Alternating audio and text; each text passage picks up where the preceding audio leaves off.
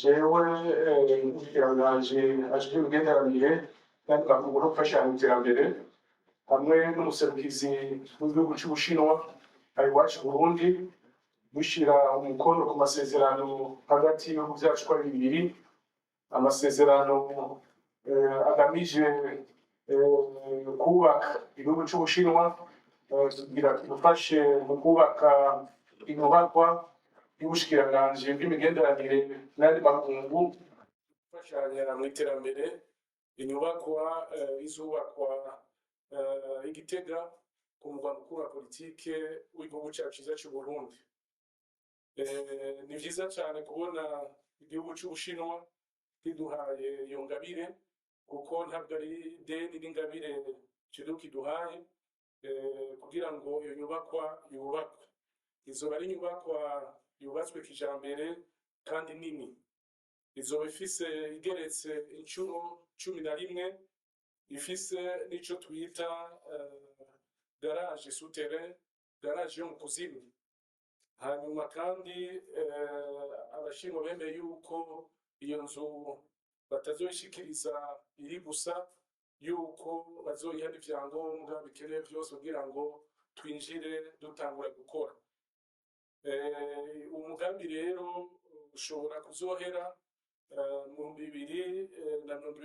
2027-2028 bivanye n'ingene abahinga bazoba babiteguye. Amahera azotwara ico gikorwa n'amafaranga angana imiliyoni hafi miliyoni 28 z'amadolari y'abanyamerika.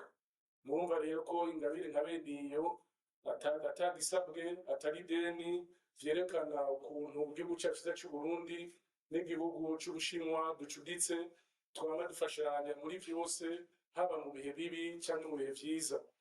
Kuva tucikukira Ubushinwa bwatugumye hafi, n'ubu niko bimeze.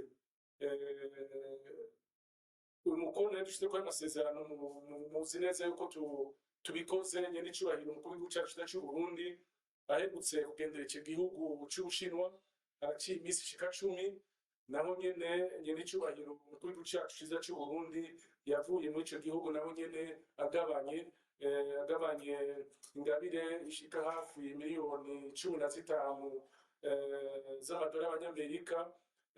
Ivyo navyo tukaba twavuganye yuko tuzoshira ku mukono kuri aya masezerano mu misi iri imbere, ndibaza mu kwezi kuza, mu kwezi kw'icumi, kugira ngo bishobore kuja mu ngiro.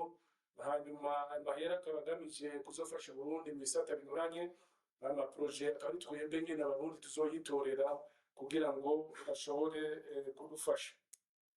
Mu ncamake rero nuko tukaba tuvyishimiye. Reka mfate n'akaryo keza gushimira leta y'Ubushinwa ncishije ku muserukizi w'ico gihugu, ndabashimira ukuntu badufashije, na cane cane kubona umugambi wo kubaka inyubakwa ubushikiranganji buzokoreramwo itanguye gufata inzira nziza. Kandi uko mubizi ubushikiranganji ubu twari dusanzwe dukorera ahantu hatari hamwe, ugasanga bakorera abandi bakorera hirya, ntabwo dukorera hamwe, ku buryo vyahora bitugora iyo urondera umuntu vyihuta warinda gucisha ku matelefone, rimwe na rimwe ukarondera umuntu ukamubura. Mugabo dukorera hamwe mu nyubako imwe, umuntu umurondera uramutora hafi, kandi birafasha cane ku mwimbu w'ubushikiranganji. Nuko rero mu ncamake tuzosubira kumbure kubahamagara mwebwe abamenyeshamakuru tugiye gushirako ibuye rya mbere canke itafari rya mbere kuri iyo chantier y'inzu inyubakwa ubushikiranganji bwacu buzokoreramwo mu minsi y'imbere. Nkaba nongeye kubashimira, shimira kandi n'abakozi bose b'umushikiranganji, kuko ibiganiro vy'inyubakwa kugira bishikeho bigeze ubu harabaye ibikorwa vyinshi mu bisata binyuranye vy'ubushikiranganji. Nkaba ndabasavye bari ngaha ko bobikomera amashi.